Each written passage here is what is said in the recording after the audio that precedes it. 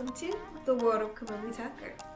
Alright, to start off this video, we're just going to jump right on into it. I'm going to be answering a few questions that you guys left on my last video in the comment section. So let's get into it. Also, I'm going to post the questions on one of these sides so you guys can follow along. Alright, so the first question is from K. Duke. She asked, what made you finally make the decision to have cosmetic surgery? Like, what made you say, F the risk, I'm going for it? That is a great question. Well, for those that know me, I have been planning to do this for a very long time. I've been doing my research for a very long time. And I just was tired of waiting. There really wasn't a reason anymore. I can finally afford to do it. And last November, I turned 30. And I was like, what am I waiting for? I knew what surgeon I wanted to go with, so I was like, let's just do it. And I went on and just did it. Alright, next question is from Kayla Smith. She asked a couple questions in one, so bear with me, okay? The first one is, did you have to be a certain BMI? The second one, also, how long did you wait to travel back after surgery? And lastly, what made you pick Long Island? All right, so let's start from the beginning. Yes, you did have to have a BMI of 32 to be able to have surgery. For me, that was pretty challenging because I was literally at the cuff, and when I stress, I retain my weight. It doesn't go anywhere. So if I'm trying to lose 1 or 2 pounds, like, it's a struggle. And then also when it's that time of the month, I gain like 2 to 3 pounds just because. And I think it really came from me being very honest with my surgeon and our team, and letting them know these things and these facts, so that way they knew that that was something that was going to play a part. So it just had to be when I had my, did my medical release, and with my actual doctor, that my personal doctor, we had to make sure that I was within that BMI. So then when I did have surgery, and I was getting those 1 and 2 pounds, I was still in the clear. All right, next one. How long did you wait to travel back after surgery? So for me, it was a little bit different, okay? So normally you would travel back within a week. So a week after your post-op, so you'll have your post-op 1 week. They'll check on you, make sure everything's good. They will take out your drain, and then you are released to fly back home. Now, in my case, what you guys will see later on in the series when you guys actually watch the surgery, I had a bit of a complicated case because I had a lot of scar tissue. And when you have a lot of scar tissue, it actually creates a lot of fluid, as well as I was prone to having seromas, which is just like pockets of fluid, and you're supposed to be able to get your drain out. So because I did have those issues, after surgery, I ended up having to keep my drain in for 2 weeks. So I stayed there for a good 3 weeks before I actually left and came back home after surgery. All right, and lastly, what made you pick Long Island? All right, so for me, like I was saying before, I did a lot of research on different doctors, and I've been doing it for a few years. I've been researching since I was, I want to say 22. And I had a bad experience when I was 24 when I had lipo. And I thought I did my research, but found out that I didn't, with just the post-care. All of that was horrible. So this time around, I was like, I'm not making that mistake again. And I've been doing my research for years before I actually chose a surgeon. One of the things was I liked the fact that they were on Snapchat, and that's how I found them, is because they recorded their surgeries live. I like that fact because that means all eyes are on you, and so you're always doing your best each case. They also didn't take on a whole bunch of cases in one day, and I like that because that meant that they were going to put a lot of their energy into that one case. Another reason why I went with DRBFIXIN in Long Island was because scarring is very important, especially since I was planning on having a tummy tuck and different things like that.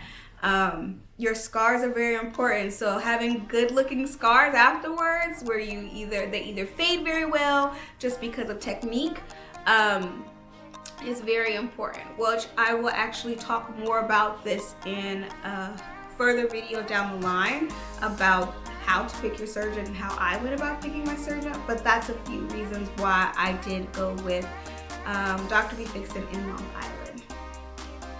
Alright, so that was a great segue into what I am going to be talking about today. Those were great questions. Remember, you guys, if you go ahead and comment your questions down below, I will make sure to answer your question in the next video to come. Alright, so let's just jump right on in. So today I'm going to be talking about having your surgery outside of where you live, so into a different state. I did have mine done in Long Island, New York. And so when I was conversating with the young lady that actually helped me to set it up at the surgery center of being able to go out there, she did inform me that there was going to be a 3-day quarantine, okay? So originally I was planning on just flying into New York and getting there about a day or two before my actual surgery and doing pre-op, do the surgery, be there for a week, and then leave. Okay, but then when she told me that, then that meant I had to add an extra 3 to 4 days, so then that way we would qualify and we would be within that 3-day quarantine, so we didn't have any problems. Okay, so I figured, all right, let me go ahead and purchase my plane ticket, all of our plane tickets.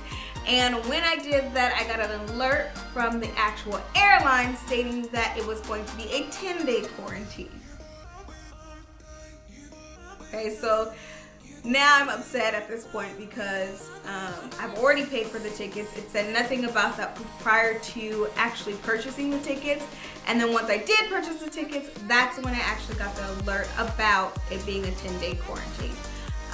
Then the further I read through it, I found out that you could qualify for a 3-day quarantine if you had a negative COVID test that you could provide at the airport once you flew into New York. So that was the last episode of us trying to get our COVID test last minute because we didn't know that was even a thing until after we had purchased our tickets. So we ended up being able to get our COVID test. We all got a negative COVID test and we were able to fly in. Once we got in, they didn't even check it. So we called all the airlines and different things to try to find out what type of COVID test we needed, and nobody had any real information, so we just went on and did the rapid COVID test. When we did get there though, they did give you a paper, so whatever your layover was before you flew into New York, they did give you a form that you had to fill out. Basically, it gave them the information of where you were coming from, how long you were going to be there, where you were staying, all of that stuff, all of that information. And it was mandatory that you filled this form out and turned it in upon arrival. If you did not, you were subject to have to pay a $10,000 fine. And then also, if you didn't and they found out, then you were still subject to be quarantined because they were going to come pick you up, basically. So those were things that we did run into as far as trying to get there and finding out things along the way, because during COVID, a lot of different things or different places, they don't know the information, but yet we're still required to follow the information. And mind you guys, this is after I've done like so much research, and it just so happened that when I bought my ticket, it was from an airline that I had the app for. And so once I did that and went back to go check my ticket, that's when it gave me the little prompt that told me all of these things about all of this quarantine. So make sure you guys check, double check, ask questions, because right now everything's really unknown. And let me remind you that it is different in every state, in every city. So what could be required for New York might not be required for California. So it's just based off of where you're going, and you're just gonna have to ask a lot of questions, and be prepared for people not to have answers, because right now a lot of things is still new, so everybody doesn't have an answer. And that was something that we had to realize and understand. We kind of had to go with the flow with finding out the information as we were going. The other thing was when I had to book my hotel. So with the way that they did it was you needed to be at least within 5 miles of the actual surgery center, just in case anything was wrong. They can always get to you no matter what. They can send somebody to you. You needed to be within arm's reach, so to speak. The place that they had gave me, originally I was planning on staying there, but because I wanted to wait to book all of my stuff until after I got my medical release, and I got my golden star ready to go, my green light, I had to wait until it was really close to my actual date to leave, before I actually paid for my hotel and booked my hotel. So by the time I did that, the place that they had told us about or recommended, it was quite expensive. So we ended up going to the Holiday Inn because we had to be there for a long period of time. Because now you have to remember, instead of being there for a week and a half, we're already going into a week and a half just by getting there, and that's before we even have surgery. So, or excuse me, before I have surgery. So we ended up staying at the Holiday Inn Express. It was really nice. Everybody was really nice. Everybody was very friendly. Because of all of the different guidelines with COVID, I made sure to call the hotel prior to, just to make sure that they didn't have any other guidelines or things that had to be done or requests or anything like that. Which it really wasn't. It was just basically, wear your mask in the common area. But that was pretty much it. One of the things that was important to know when you go is you want to bring your own products to sanitize your room, which is very important, because when you go, you check in, they do let you know that because of COVID, there won't be any maids or anybody coming in and cleaning your room. You have to request that. So if you want that done, you would have to go to the front desk and let them know, and you would have to be out of your room for at least 4 hours for them to do that. So that is something to also know.